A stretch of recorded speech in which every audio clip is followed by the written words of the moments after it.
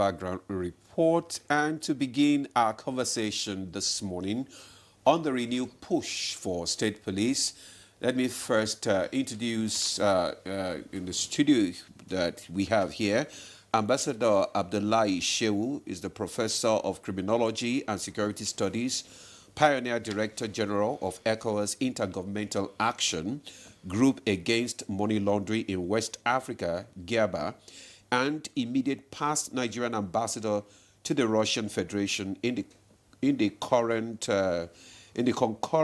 accreditation to the Republic of Belarus. Ambassador Abdullahi Shehu, you're welcome to Good Morning Nigeria. Good to have you, sir. Thank you very much. It's a pleasure to be here. All right. Thank you. You're welcome. Also joining us here is our guest, as usual, always been here, is Abutu Yaro. Is retired Assistant Inspector General of Police and fellow National Defense College, retired AIG, Abutu Yaro. Good to have you again. Thank you. Good morning. Thank you for having me. All right. Glad we have all regulars here in the studio this morning. And joining us via Zoom from Switzerland is Professor Joy Ngozi Ezielu, SAN, Emeritus, Dean of Law, University of Nigeria, former Commissioner for Women Affairs and Social Development, Enugu State, founder of Women's Aid Collective, and currently UN expert on international fact-finding mission to Sudan. And she's also a life bencher. Thank you so much for joining us, Ma. Thank you. I'm happy to be here. Thank you. All right. So, yeah, we're back again. The issue of state police is back in the front burner, and a lot of talk has been going on right now due to the fact that there's been an increase in insecurity in some parts of the country. But before we delve into the various, concerns concerning the state police, let's have a proper understanding. Can you explain to us the concept of state police and how it differs from the federal police system that we are having now? Retired AIG Abutu. Excuse me. Thank you very much. The issue of state police in Nigeria has gained momentum. It has become a matter of existential necessity now.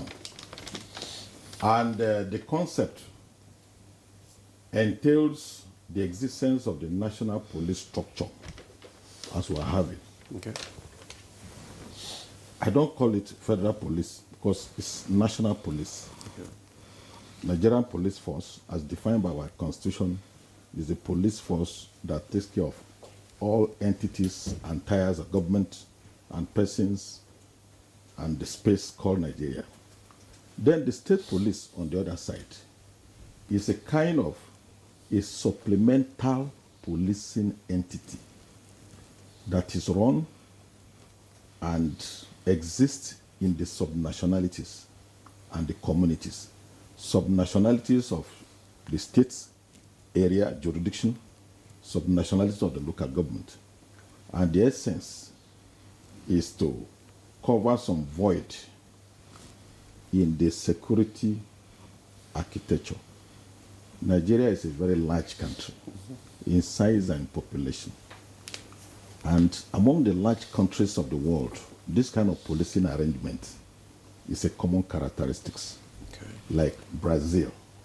Brazil is one of the largest countries in Latin America. They have this kind of structure so described. The Brazilian Federal Police and the regional police, which they call it like Confederate Subunit Police, that takes care of lower jurisdictional items and immediate exigencies. Another large country in our African area environment is Ethiopia. Ethiopia runs a similar model. We have Ethiopian Federal Police, Okay. and we have police at the subnationality. They call it the governorate, just like all core province or states here. And it works effectively.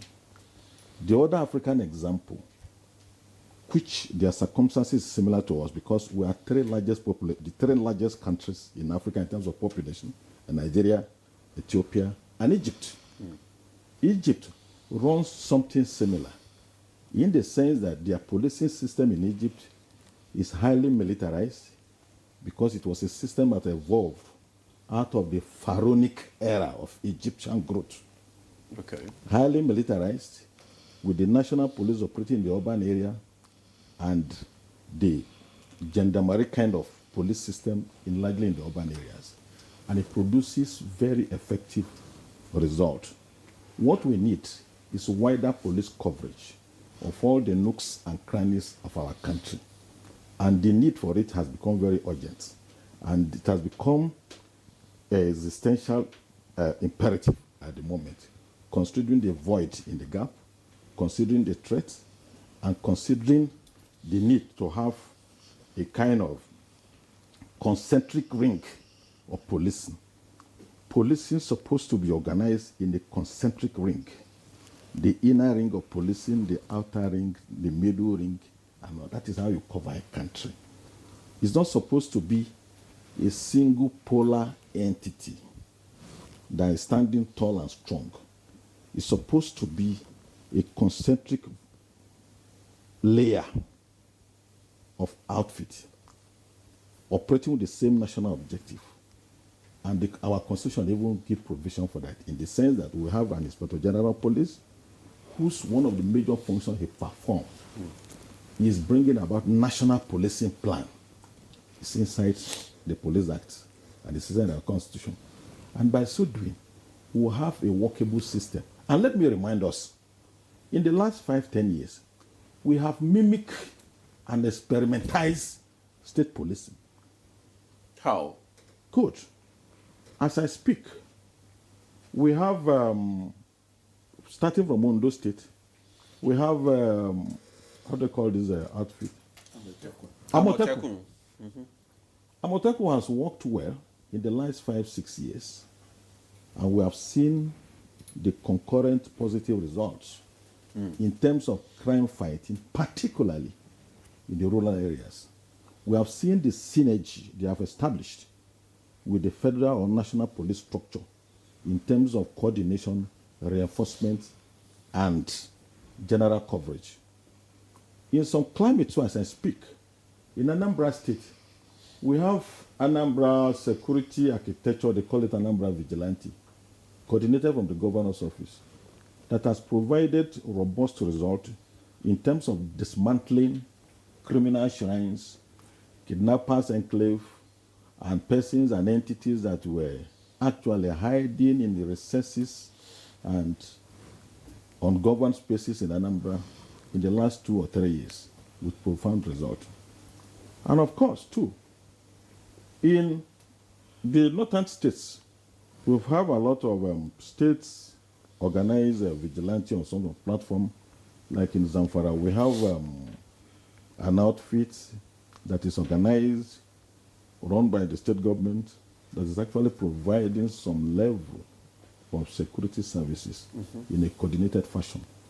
So if at the moment the presidential initiative, which I believe is still a part of the New Hope agenda, particularly as applied to security sector, is activated by the establishment of state police, operating in a ways and manner so described, regulated by legislative instrument, and which Mr. President has put it clearly that is they're going to be a liaison with the National Assembly to put out some of these issues and situations in perspective of a legislative schedule. I think that's the best way to go. Okay. And I don't foresee any serious situation arising in a condescending manner. Why do I say so? In some of the states where Amotekun is well organized and functioning, anytime we have elections, the INEC guideline will always specifically make it very clear that state policing instrument, vigilantes, and other security, ad hoc security entities should not participate. INEC normally approve or incorporate security architecture provided by the national police system and the national defense instrument. We have practiced that in the last 2-3 years with states and subnational elections with greater efficiency. Okay. We'll talk more Yeah, about the let me come concerns, you know, to surrounding the state police. Professor Show now.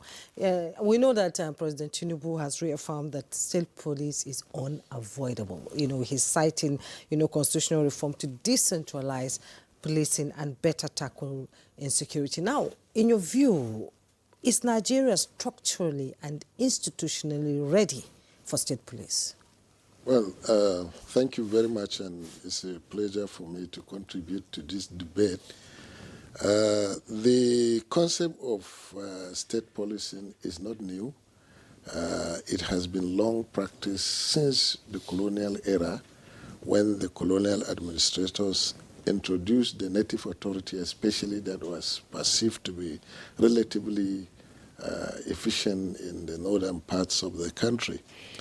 The idea of state police is gaining traction because it's just a reflection of what democracy is. Freedom of people to express their views and opinions on anything they feel is important or necessary.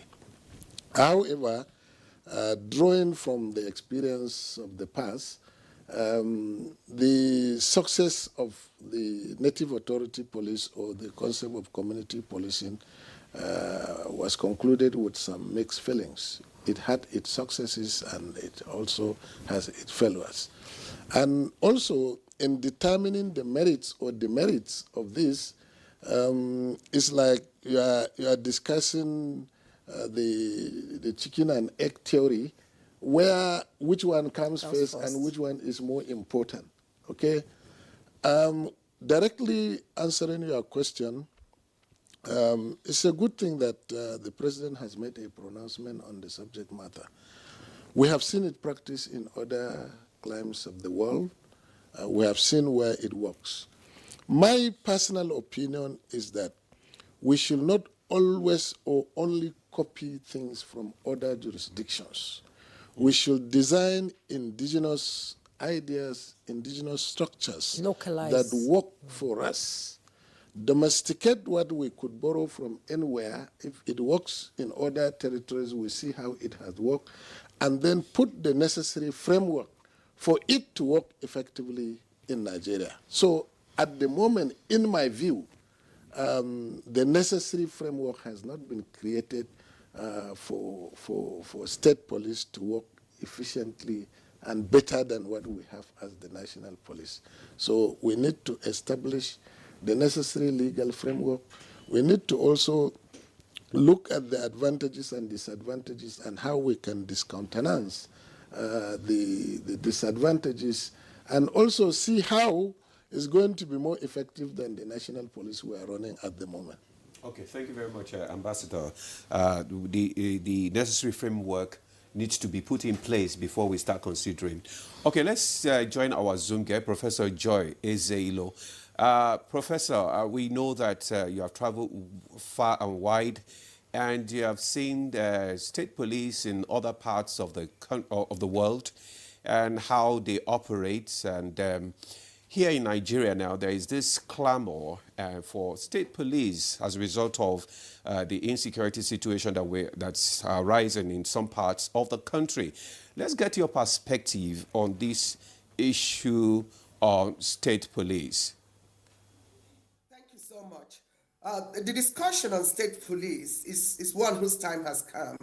And so long as we run a federal system of government, we cannot run away from that discussion, because that is part of being a federal state, like we've talked about. The previous speaker has mentioned Brazil.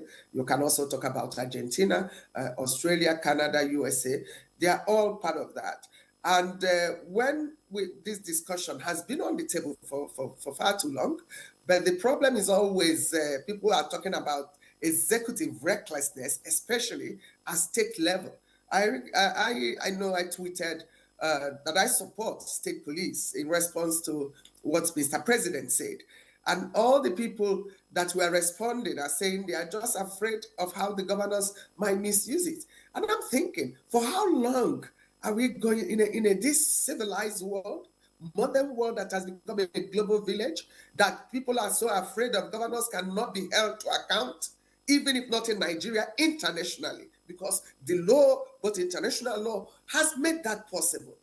And I think what we need to do for a starter is, of course, amending the Constitution and Section 214 of the Constitution of the Federal Republic of Nigeria, 1999, that created, that's the one that established National Police Force. And then, of course, we have the Police Act 2022 that outlines the powers, structures, organizations of the National Police Force. Just think of what we have in terms of statistics. We have less than 400,000 police force. I hope you can hear me, because I had some interference.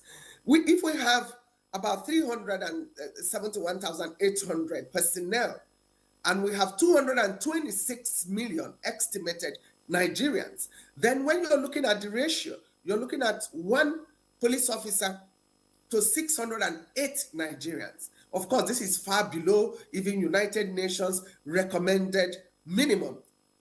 Recommended minimum is 1 to 450 persons. So if you look at it, even out of the number we have, almost nearly half, or at least 1/3, has seconded to private, individual citizens, that politicians, some judiciary, and all what you have.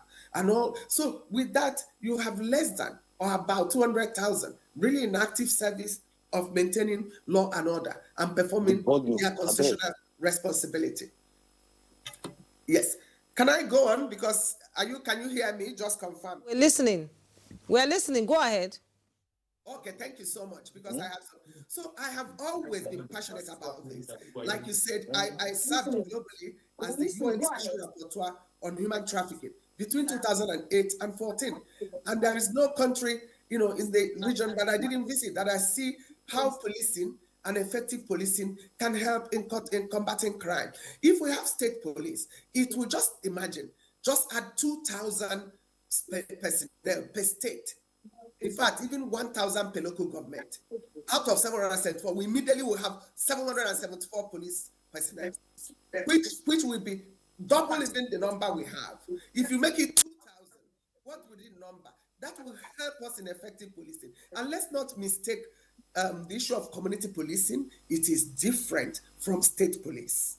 And we can be clear about it. Because even within the current police structure, they can do community policing. And I think that is happening in some places. But that's not effective anymore. In terms of the kind of standardization, the kind of professionalization we need, and effective combating of crime, there is high insecurity in the country. And unless we take drastic action, especially recognizing the state police, we will not get to where we want. And in terms of legal framework, we can plug all loopholes. We can hold the governors accountable. People should not be afraid of people they elected at state level, to govern them. There will be the federal police. They can step in terms of abuse of power, and then the provisions will be clear, including that independence of the police chiefs at state level. And any governor that violates that will amount to waiving immunity for even criminal prosecution. And like I said, it's not difficult to hold people to account. It's just that the demand side can be weak, and for far too long we've tolerated executive recklessness. So I'm not even afraid that any governor, if they abuse it, they will wait their turn in terms of the punishment and the prosecution that they will be visited with, even beyond the shores of Nigeria. It's not time that people commit impunity and get away with it. You may think to get away with it at your state level. You may not get away with it if the federal government is doing its work. And then you will not get away with it internationally, because international community, people are watching, and Nigeria has ratified a number of international treaties. So let us not be afraid of what individuals can do with this power. Let us look at our realities, look at our local realities, look at how we can particularize policing to solve our local problems. And once we get that, we use legal framework, develop a model, get state. It might not happen in one fell swoop. There will be standards set. Any state that is ready and sign into this will will by law take off. Those who cannot meet that standard will not. And again, I think they will, because look at the security vote, the unappropriated, unconstitutional security votes that people don't even present before their state assemblies, and nobody questions about how that is spent. And it's all about policing and security. Let them put it in a budget, in a transparent way. Let them use it and take care of police they will recruit at their state level. Let them be formalized, trained, professionalized, given equipment, including using modern technologies. You cannot, we are really stuck between tradition and actual reform. And time is now. Time is now to embrace that reform. And I tell every Nigerian, please, don't be afraid of people you have elected to govern you even at state level. You have a voice, and your right, once you act within your fundamental human rights, will be respected. And any governor that abuses that will wait for his, to be held accountable, because he will surely be held accountable nationally and internationally. Thank you. Prof, I'm still going to stay with you. As of now, I think 34 governors have already said that they need state police in their states, to help the national police to sort of bring order to the state. And the House of Representatives, constitutionally now, we're talking about the constitutional amendment that will make it possible for this to happen, introduced a constitutional bill in November 2023, I'm sure you're aware, to provide statutory backing for state police, aiming to replace the Section 214 of the Constitution. The bill passed second reading in February 2024, and the Senate leader, Okoyemi Bamidele, announced that the National Assembly is crafting a comprehensive legal framework required for implementation, but yet the National Economic Council has delayed its final decision multiple times, including an April 2025 meeting that took place in April. Let's get your opinion on that. I think for the National Security Council, if Mr. President is showing leadership in terms of where, in support of state police, I think that also should get the National Security Council to support him. But besides, we need to be factual about this. If you put together the amount of money, I'm glad that 34 governors out of 36 are supporting this, because this means that is where to go. But again, if they are supporting it for some selfish reason, including to use and intimidate their opponent, let them know that is a non-starter in the modern world we live in. And the legislation that is the current bill to amend Section 214 of the Constitution is in the right direction. And all we are saying, let us subject those provisions to the best of experts. I will offer my free services from experiences I've gathered around the world. In fact, I read last night my memo in 2013 to the Police Service Commission when they called for memorandum for amendment of for police reforms. They are as valid as of today. And I will actually send it to the current IG and the Police Service Commission. Out of the 11 key issues I mentioned, none of them have been implemented to date. And I articulated that memorandum and touched upon all aspects, even within the structure we had then, including advocating for community policing, which is confused with state police, which is not. And then also, even then, I said community policing, in the sense of the National Police Force, is like posting 80% of policemen to their state of origin or state of residence where they grew up. If we had even started this 10 years ago, it would have actually graduated us to the issue of state police we're talking about. But we never did. So we cannot, let's not even just National Assembly will have a special public hearing on this bill. I know in terms of constitutional amendment, they've gone round. Let them bring experts. Let Federal Ministry of Justice get involved. Let the state attorney generals get involved. Let academia, law professors like me, let us get involved. Let us look at those provisions. Let us tighten every loophole, including waiver of immunity for reckless and manifest abuse of power by any state governor. And importantly, secure independence of the police service chiefs. If a state commissioner of police has tenured 5 years, and then you hold him or her accountable for violation of the provisions, they wouldn't want to face prosecution. They wouldn't want to lose their job if they know they are tenured and they are paid well. And you take care of their welfare. Ensure every police officer, I even recommended way back in 2012 to 10 million. By now, with the current value, it should be 15 million. And you motivate because our reward system is so bad. And the police and the struggle for the state police actually is a manifestation of our own struggle for nationhood, for state building, and then the competing interests of sub-nationalities and the nationality, and then the problem with Nigeria. If we get it right, because we expect too much within the current police. And let me tell you, there is no way we can reform and achieve the type of professionalism we want with the current structure. What will make it possible and fast track reforms and combating and preventing crime will be state police. And that's where we must be headed if we are conscious of the insecurity in the land and the fact of different state particularism with regard to that insecurity in order to take care of that. Thank you very much, Professor Ezelo. She has spoken a lot. I mean, she has raised a lot of issues. To send in their messages. Okay, go ahead. Yes, our viewers, we're expecting your text messages and to contribute to this conversation, your questions to our guest here in the studio. If you want to add your voice to the push for state policing, we'll be expecting it. Some have been coming in now, but we expect more to come in. Let's get your views. Okay, let's come to retired AIG Abutu now.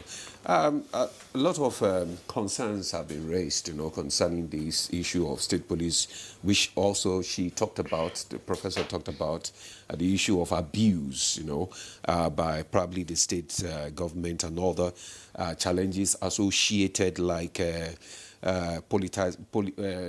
abuse of power, funding, constitutional amendment and all that. How do we get around this, if we have to have the state police?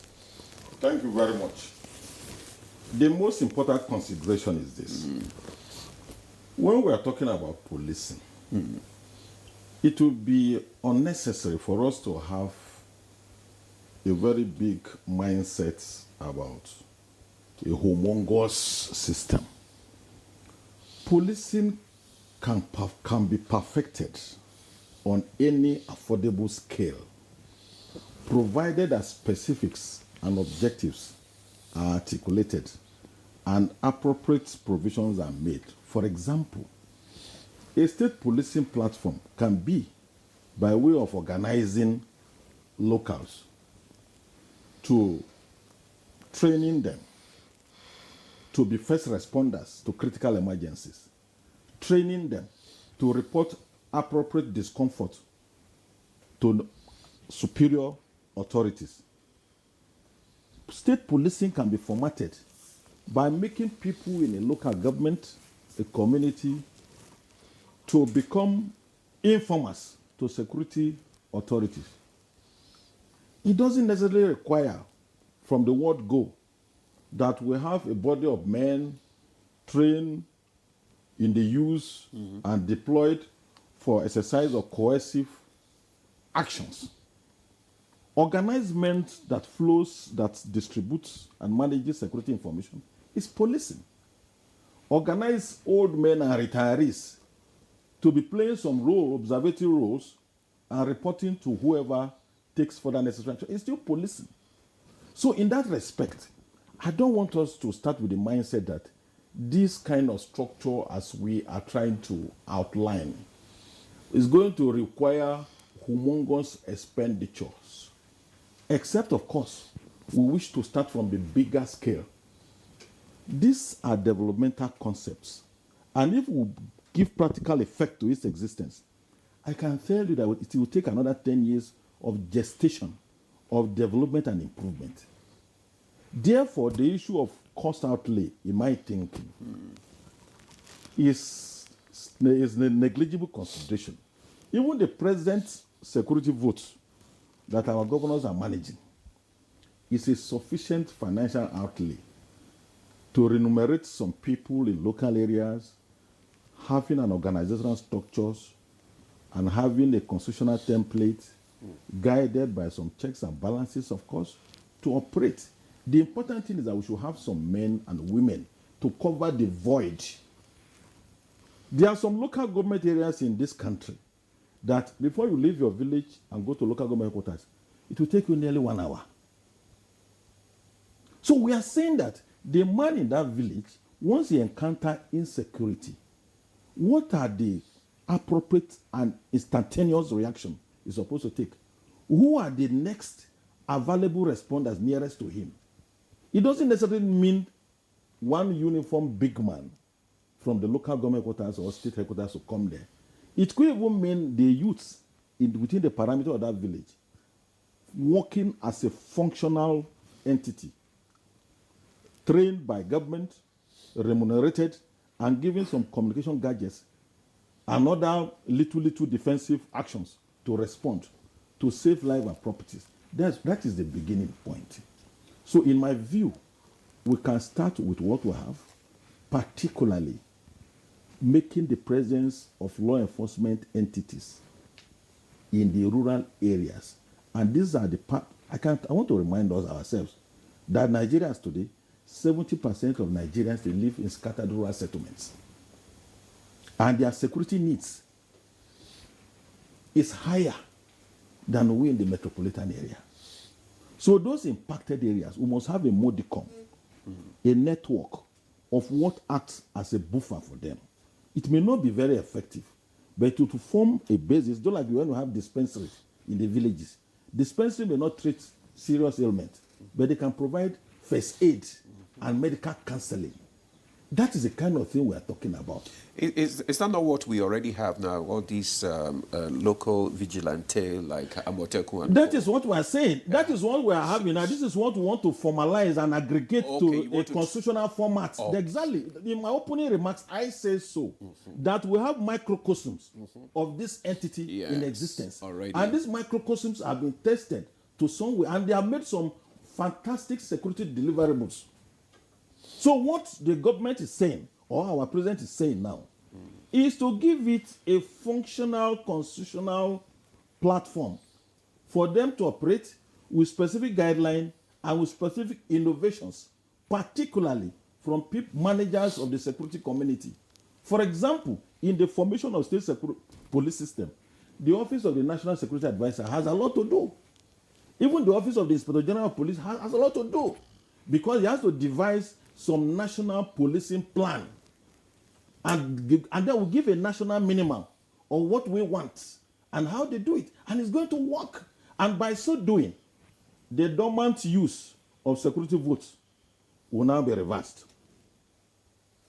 The dormant large catch of unemployed youths in the villages, who most of the times are always determined to react to insecurity, but lacking governmental backing and recognition and constitutional power, their motivation become restricted.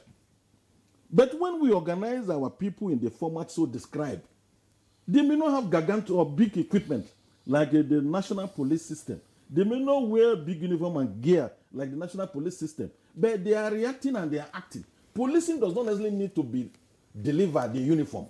Policing service does not necessarily need to be delivered carrying armor tank or carrying projectors. We need to have a reactive group who are trained, who are recognized, who are accessible to actually act as first responders in rural communities. That is what we seek to achieve. And this is affordable, even within the context of our statutory financing and security structure. And we have necessary limits. Let me remind us ourselves too, that in the exercise of this, Nigeria is an inclusive system. You will see that in most of the states, this new concealed police, state police, will be manned by recirculated servicemen, former policemen and women, who are bound everywhere in the country. Their state government will use them too. We only want to create a constitutional framework to put them into use and deliver security confidence and security services in our country. And since the president has highlighted it, it behoves on us, the citizens now, to take relevant steps in support of the idea and bring it to fruition. And it's not going to be implemented on a national scale all over immediately. Once there's a little constitutional amendment, it means this project can be domesticated on state-to-state basis in consonance with their needs, in consonance with their strategic objective, and of course, in consonance with their finance. And it's very important we do. If not, we'll continue to go into the abyss. Indeed, I have to pause you there. I hear that our other guest who is joining us via Zoom from Yenagoa, Bayelsa State General Eric Aganye, retired State Security Coordinator, Bayelsa Community and Safety Corps. We thank you for joining us.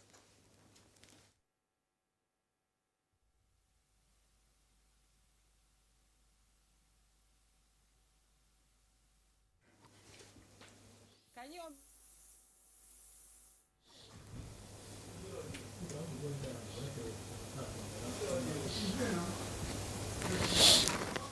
General Eric, can you hear me? Okay, let's return to the studio now. And Professor, can you hear me?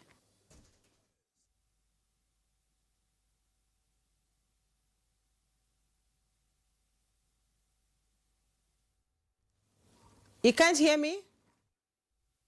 You are very faint.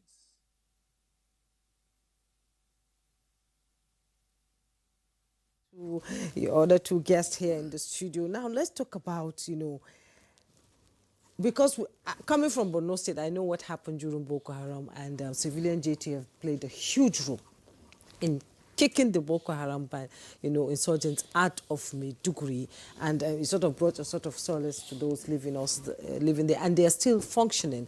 How do you think these young boys and women, because there were a lot of women there, can be co-opted into the state policing? Because he mentioned that retired state police and men and women are out there. Some of them retired due to years of service and not because of age. They joined early, so they are still agile, they are still strong, and they can be able to function properly in a state police system.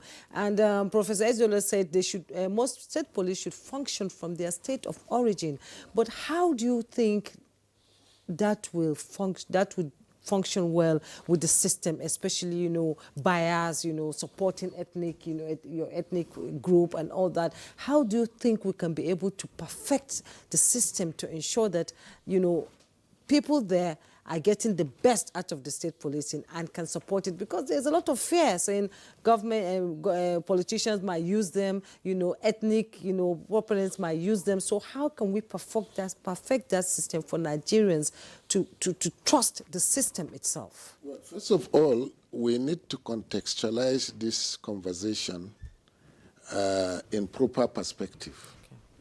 We must make a distinction between idealism and realism.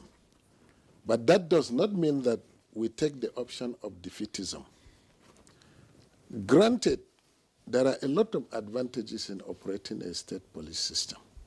First, you get the local people to be recruited to operate in their local environment.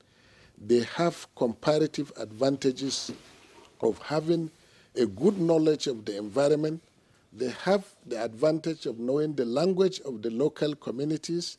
They also have the advantage of knowing the people themselves in the environment.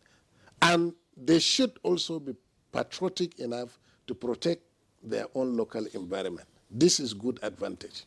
The second advantage has to do with the spread of police services. By the time you conceptualize something like that, you extend police and security services to the grassroots, to the local community. This assumption presupposes the fact that security will be closer to the people. Okay? Thirdly, the third assumption is that there will be an accountability framework where those responsible for managing the police will be accountable to the people, as the other professor mentioned, meaning the community or police or state police will be accountable to their state governors or to the chairman of their local government areas.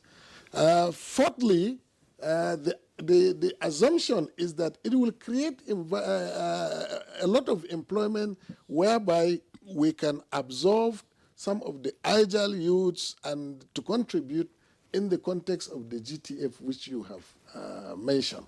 Now, there are many advantages, but the reality is that in all of these advantages, you will have to ask yourself whether the necessary success factors that we see in other climes of the world exist in Nigeria. We are not running away from state police. No, we want it. We have already cited examples of where people have created Amotakum and other security outfits, Operation Rainbow, Operation this and that in the states. They are doing it well.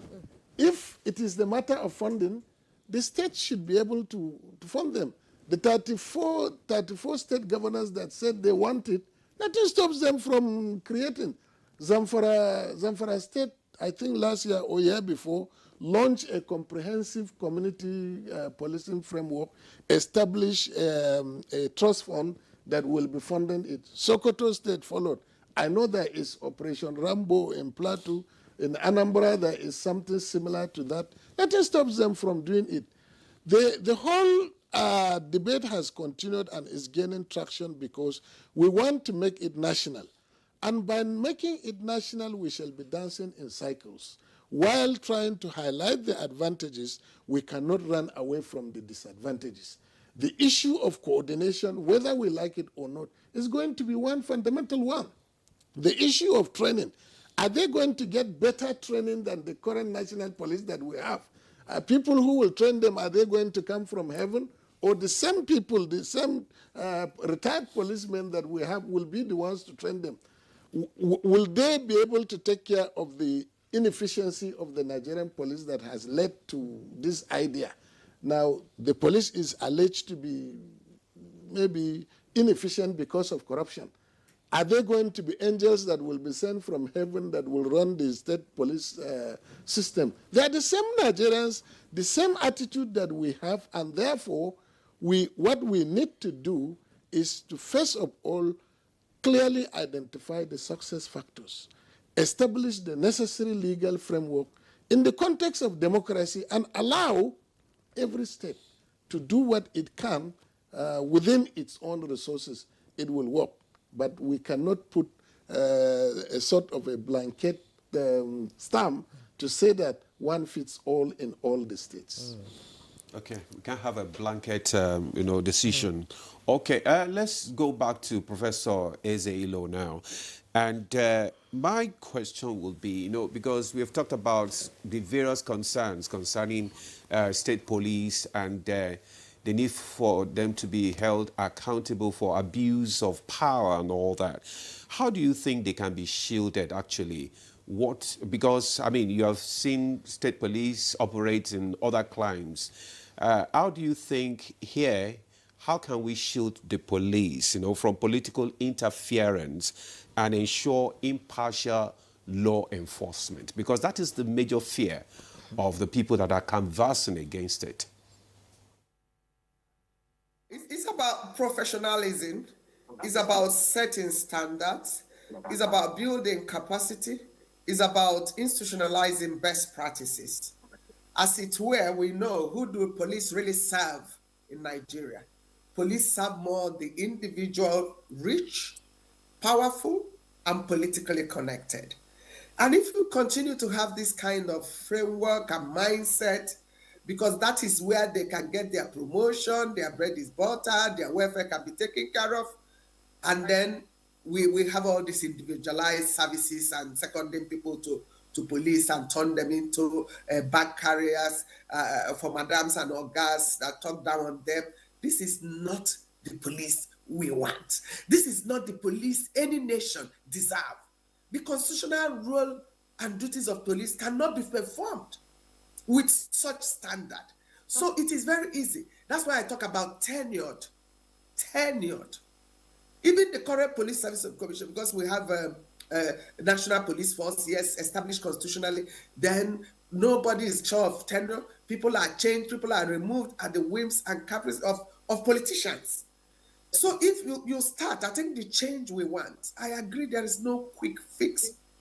But that, what will put us is a long road to the reform and getting the police we want, because it's a reflection of our society, it's a reflection of the endemic corruption, it's a reflection of recklessness, of abuse of power and position of authority that currently we have across the country.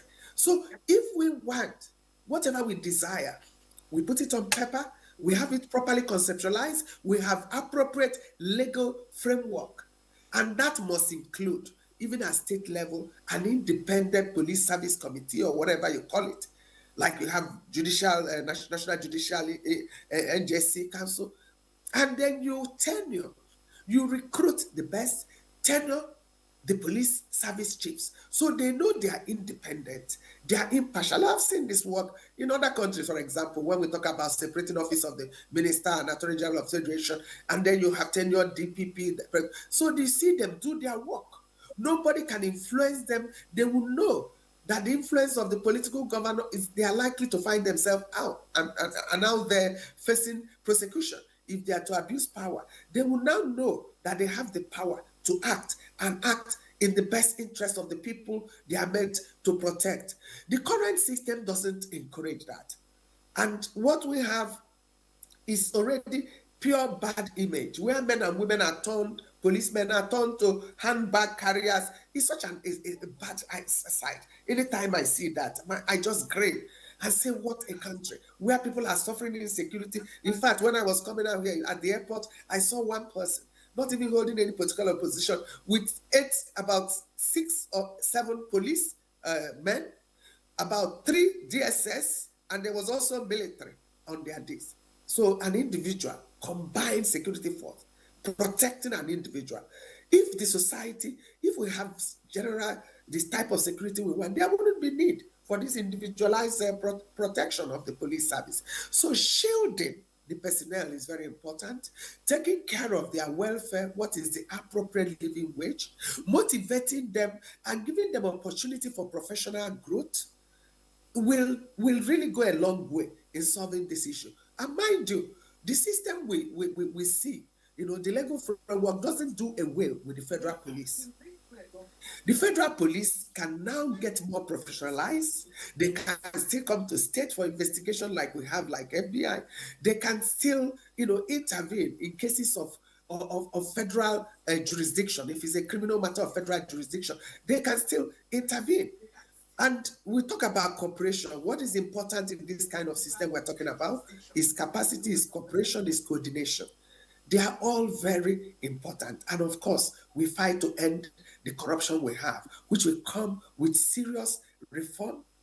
If and standard setting, it's not just copying. And I believe the resources we have, we can manage that. Just think of 1,000 additional police force. Even every state, 2,000, what they can do already to what we have. And every local government, if you want to go further, why can't we have 1,000 police recruited at state, local government level, 1,000 per local government? We'll double what we have. They can effectively come within the minimum number required by UN of 1 to 450, not the current, what we have currently, which is further brought down by number of them seconded to individual security up there. So if we look at the recruitment process is so flawed, as it were, the humanization of police, we must also know they are degraded. The way they are treated, where they live, all of these are things we must.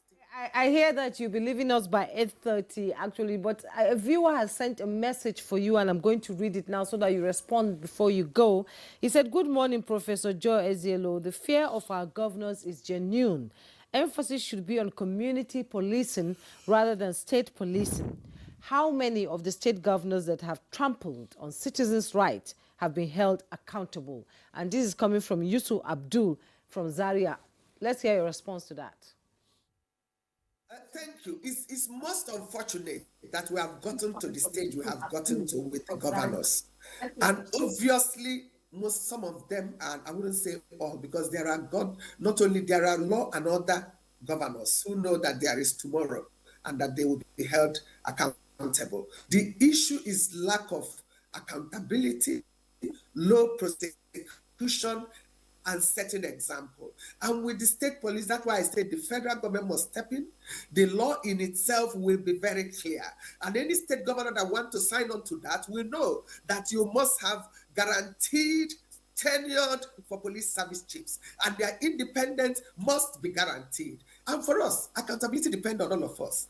I think if we citizens have been so disempowered, the demand side is so weak, there is no way we're going to get them accountable.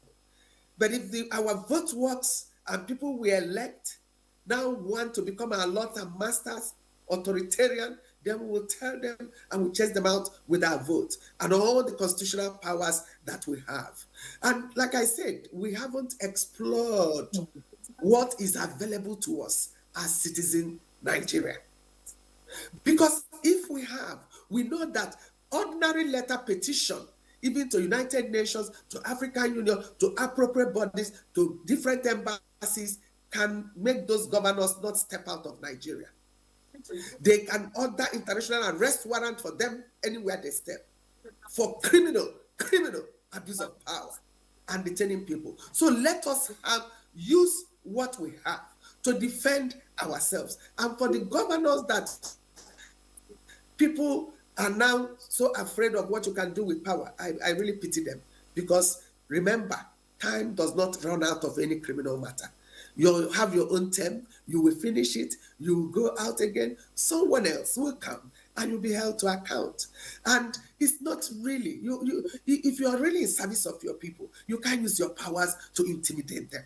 And it's a shame that Nigerians will be talking about abuse of powers by state governors. They must be ashamed if that is what you have turned state governance. Yes. Professor Joy Ngozi Ezelu, thank you so much for your robust contribution this morning. We gathered that you have to leave now. Professor Joy Ngozi Ezelu, SAN, Emeritus Dean of Law, University of Nigeria, former Commissioner for Women Affairs and Social Development, Enugu State, and founder of Women's Aid Collective, and currently UN expert on international fact-finding mission to Sudan. She's also and a live bencher. A live bencher. Thank you so much, Professor, for your robust contribution this morning. Thanks for joining us. Thank you. We'll take a break now. When we come back, we have a lot of comments on these state police and questions which some viewers have sent to us, and our guest will respond to them. Stay with us.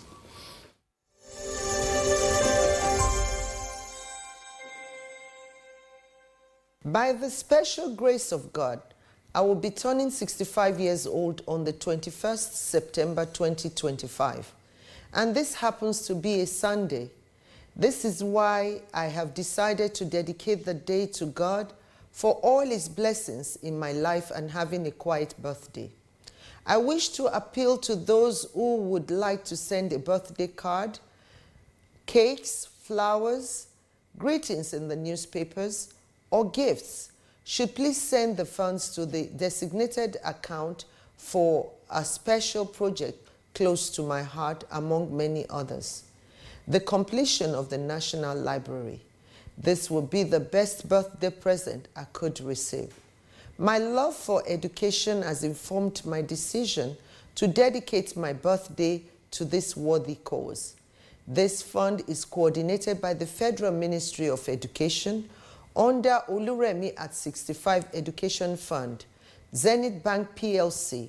Account number is 131-031-4977. Thank you for joining me in this building project. God bless you.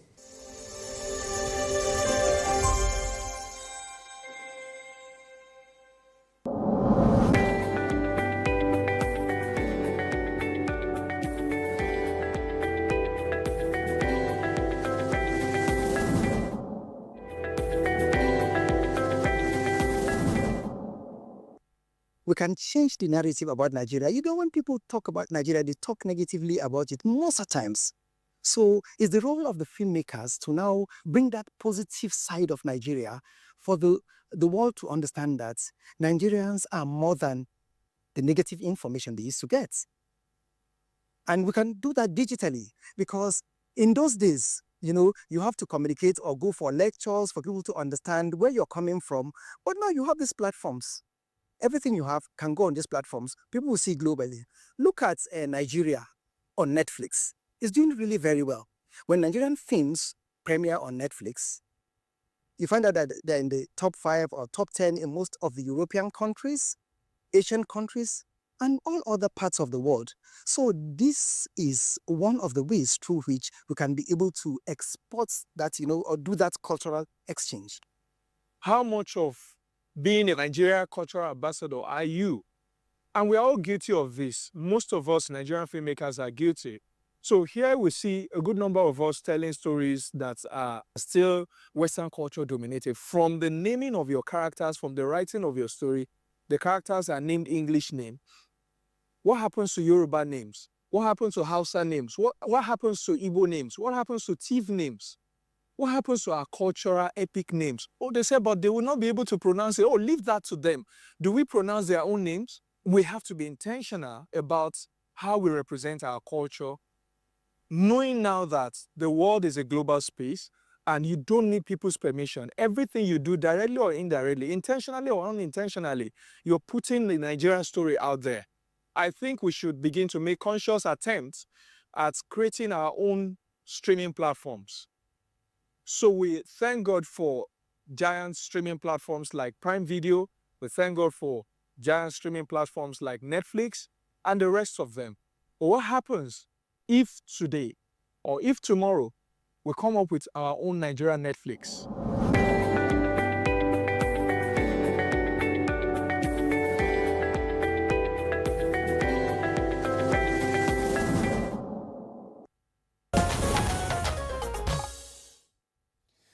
Yeah, thanks for staying with us. You're still watching Good Morning Nigeria on the network service of the NTA. And our conversation is still on the renewed push for state police in Nigeria.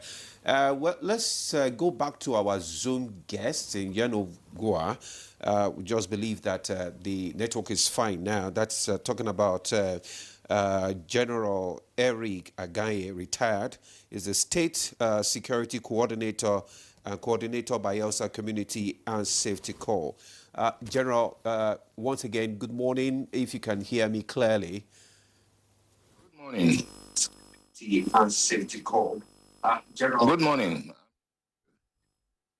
Okay, let's get your perspective on this renewed push for state police. I mean, our guests have given their own contribution. Let's have your perspective on the state police before we read out some of the comments and the questions that we have here. From my own perspective, the state police is a very good idea. In Bayelsa State, we have made efforts to start what we call community policing, and we have the Community Safety Corps in virtually all the communities in Bayelsa State. And they're the first line of security touch from the communities and Bayelsa State. And they're the first line of security touch from the communities and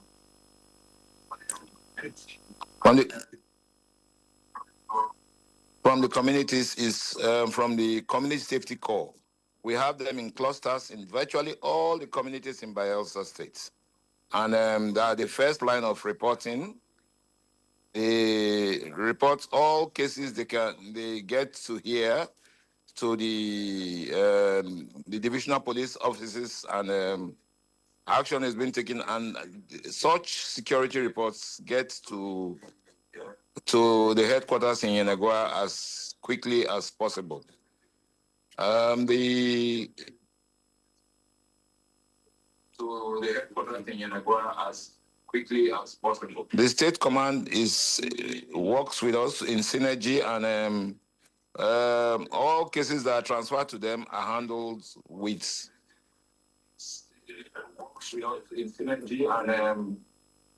all other security agencies also, and it has helped the security architecture in Yenagua, in Bayelsa State very, very well. General, can you tone down the audio of your TV, please?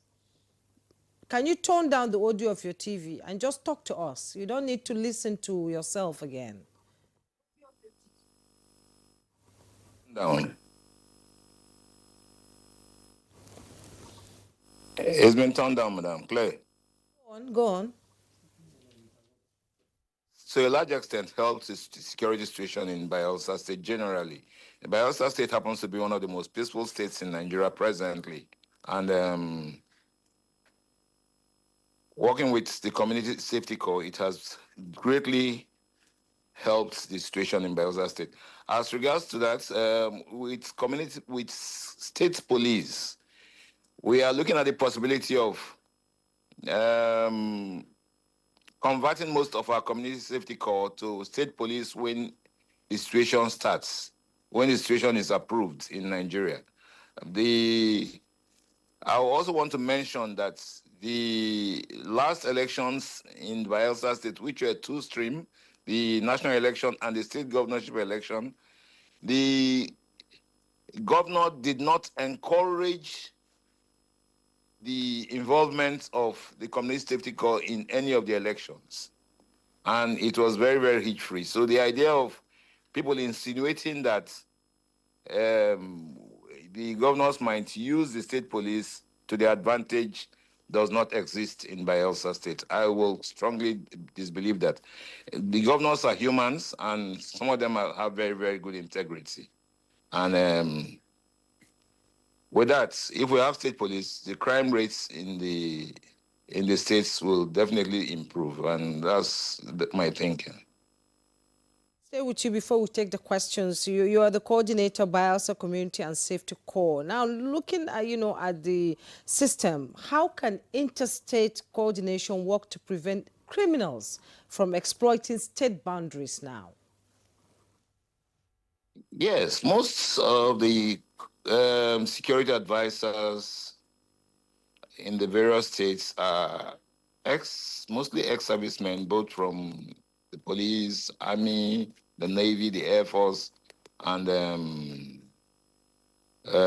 DSS. There could be some level of connectivity. We could cooperate. There will be a lot of synergy so that we could either pass messages to our colleagues and our previous colleagues in the various states, and we could work together and improve the security situation in the various states across borders. Thank you very much, General. Let's take some of the comments that we already have here so that our guests can respond to some of them. This one is from Nura Maska. Nura Maska is from Lagos. He said, this idea of state police may sound good, but hidden from the whole concept is the fear of oppressors who will often see and use them as their tool of manipulation. Its advantages before getting up a machinery is to open conversation on whether we are set to introduce it in Nigeria or not. Well, that's what we're talking about here. State police is this is another one from Soko Bulu, Delta State. It says, state police is very important because you don't know my territory and my police, and the police and soldiers are not trained in my territory on ground wire. That is, he's talking about the community now, local community, that the people that are familiar with it will be better, be able to police them. This one is Prince Femi Ajibode. It says, thank you for the robust discussion. We honestly don't need a prophet to know that Nigeria requires a state police to combat crimes and insecurity. And I want to encourage everyone to gladly welcome this, as it's going to help us as a nation. Simon from Nasarawa State said, the state police has become necessary and critical to peace and development of the country. It should be formally organized to operate properly and well remunerated. This one is, good morning. Kindly ask AIG retired why we have trained Mopol carrying arms and ammunition as escort for private individuals and mostly Asian expatriates. That's one. Then secondly, this one says, good morning from Musa Abubakar. Why don't we start by converting civil defense as state police? Maybe before you read your own set We of... really don't have time. Let me just take all, because it's almost... He will take your own set of questions. Okay. All right. All right, thank you very much. Beginning from the man from Lagos, there's a practical answer in your own immediate environment in Lagos there. The people we call LASMA, controlling traffic in Lagos, that is a modicum of state police outfit. Since LASMA has been operating in the last 10, 15 years, have they not conveniently delivered security public service on the highway? Have what they have been doing, has it contradicted any norms, or has it exhibited political machinations or individual chauvinism? So the answer to the question the Lagos man asked is already evident practically in his own domain in Lagos there. In Lagos, we have neighborhood watch. They're actually watching and working.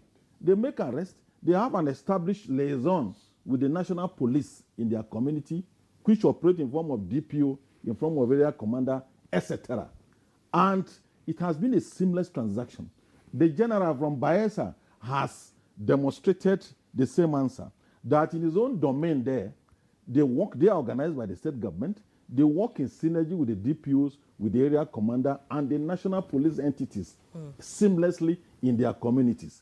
So the question, I think the applause to me, is that this is a bold issue that has been hanging in our national security domain in the last 20 years.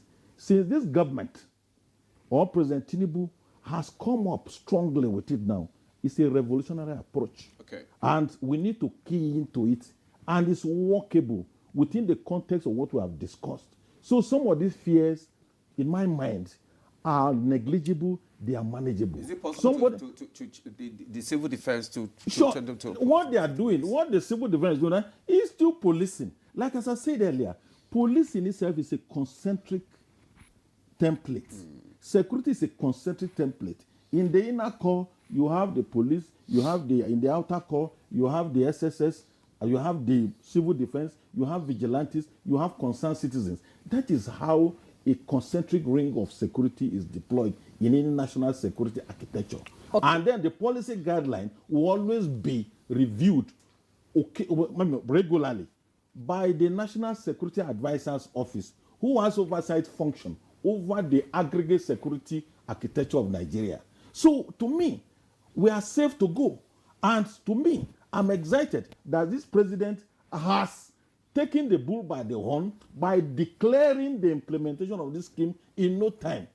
We need to support this idea, and our pessimism has to be kept by the side, because the practical demonstration of this concept has proven the inevitability of it and the usefulness of it, and we need to go. And the issue of political use during the election, somebody from Bayelsa has said, there's most of the state government used to give standing directive that they should not be part of election security. And our next standing order has always been that it's only the national security forces, the Nigerian police force, the civil defense, SSS, and military that give aid to election management. So where is the fear? Okay, I have to pause you there. I have some questions that have come into. He said, good morning, Ma, from Alade Tunde from Lagos. He said, improve security and responsiveness. State police forces being closer to the communities they serve would have a better understanding of local security challenges, culture, and terrain. This will allow for more effective, timely response to crime. And Vivian Esomchi Eze from Abuja said, a renewed push for state development is not just about policies, but about building trust between government and the people. For true progress, states must prioritize good governance, transparency, and citizen engagement. Investment in education, healthcare, technology, and job creation will empower citizens and reduce overdependence. And somebody sent a text message to Ambassador Professor Abdullahi. He has pointed out a fundamental view. What works for you cannot work for me. So let's have the legal framework that will ensure and allow the state police to work. That's Buba Ezekiel Shehu. And Rashid Ali Remo said, Good morning. The ideas expressed by Professor Ezeolu are fine, but I find it difficult to believe that we can discipline state governors in Nigeria when they misuse the establishment of the state police. If the state governors want to be sincere, the state CPs are directly under their supervision and request for operations. Why then should there be unnecessary clamor for state policing? Alhaji Rashid Remo from Prof. We've been talking about all the issues. We've not talked about recruitment. So how do we ensure transparency and accountability in recruitment, training, and deployment of state police in response to some of the text messages that came? Well, let me be sure that even if you introduce state police or community police today, they will not replace the current structure of security we have at the grassroots level. The Nigerian police is there, the civil defense is there, the SSS is there. They're all their apparatuses that are working in order to protect the citizens. So when you have the state police, they will only complement. That should be very clear. The second important thing in strengthening this conversation is that for any policy to succeed, there has to be confidence and trust in the policy. So this type of conversation is to try to build the trust in the citizens that, yes, this system will work. But you see, you have to see examples where things have worked within our domestic framework before you assure that things will work well. The example of withdrawal of fuel subsidy, for example, was that revenue has increased to the states. What have they done with the revenue? Have we seen the dividend of that? What is the guarantee today that if you give 1,000 policemen to a governor, he is going to deploy them to the communities and not 1/4 of it to his office, another 1/4 to his own hometown, the village in his village, the home in his village, and another 1/4 to his farm. Family and friends. This is what they have seen, and this is why that people are reluctant about the issue. It's not that it's not a good idea. It's a good idea. But whatever advantage you look at in the whole concept of state police, it has its own disadvantages, which is what we're trying to fine-tune in order to reach a consensus. On your issue of recruitment, again, is going back to the same drawing board. The methodology for recruiting state police will not be different from the methodology we have for recruiting the national police at the moment. In any case, no state has capacity to even recruit without relying on the police and the state security service. So, the same people you are going to recruit, unless you change the attitude, unless you change the working environment, unless also you change the attitude of the political leaders, nothing can work. Because it's a matter of attitude, it's a matter of interest. They look at what is good for them and not what is good for the community. Everybody feels insecure because he knows he has done something that is not proper and he feels insecure about it. You can go and sleep in your house because you know that what you have done is right. But some other people cannot do so because they know what they are doing. Therefore, my conclusion about this whole issue is that let us contextualize our debate, our conversation around what works for Nigeria. And let us try to find homegrown solutions to our problems. If we can strengthen the national police as it is now, to me, it can solve most of the problems that we have. What guarantee do we have that the state government will have more resources to give to the state police? And why are they not giving it to the various outfits they have established? What guarantee do we have that they will not even use them the way people fear they will use them? The guarantees are not there. So having the guarantees are very, very important as a platform and as a step forward to establishing a credible system that will have a sort of a national appeal and national acceptability. Thank you very much, Ambassador, for giving us at least some divergent views there. And as we begin to wind up this conversation, AIG Butu. Our guest on Zoom. Oh, okay. Last words, then we'll come. Okay, let's go to Yenogua now, where we have our Zoom guest, the General. Maybe you should give us your parting short on this conversation, if you're still there.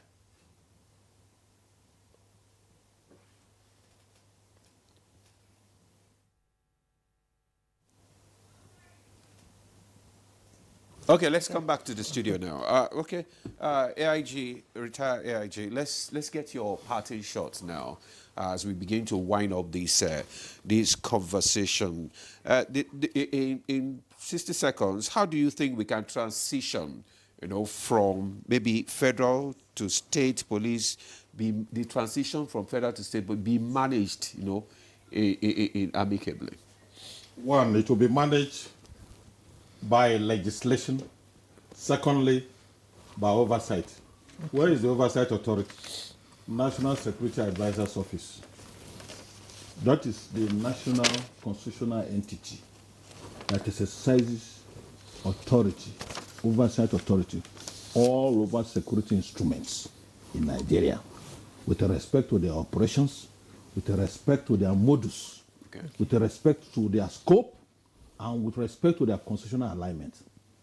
The sensitization of that aspect is one. Number two, the Office of the Attorney General of the Federation is an oversight authority over security services, particularly with respect to arrest, with respect to detention, with respect to prosecution. Which, if that oversight entities or these oversight entities expand their scope and their vigilance, the possible derailment of some of these instruments to be exercised in way of state policing. Okay. Can I finish?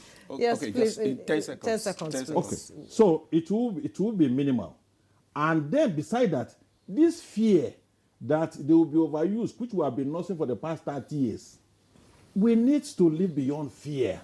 Okay. And we need to be bold and intentional. Okay. And as this president has enunciated it, let us practicalize it and give it effect. Okay. And continue to correct the derailment and setbacks in the course of time. And I believe practicing it for the next 10 years will give us a stabilizing effect. Okay, Abutu. On that note, Abutu Yaro, retired Assistant Inspector General of Police and fellow National Defense College. It's been a pleasure having you join us on this. Thank you for having me. We appreciate you. And Ambassador Professor Abdullahi Shehu, Professor of Criminology and Security Studies, Pioneer Director General of ECOWAS, Intergovernment Action Group Against Money Laundering in West Africa, Gaba, and immediate past Nigerian ambassador to the Russian Federation with concurrent accreditation to the Republic of Belarus. Thank you so much. Thank you. We appreciate your input into this conversation. And General Eric, I'm signing him off. General Eric Aganye, retired State Security Coordinator, Coordinator Bielsa Community and Safety Corps. We appreciate his contribution to this conversation. And that's Good Morning Nigeria for today. Thanks for watching. I am Jumbo yourself. And I'm Adi Moladi. Do have a fabulous day.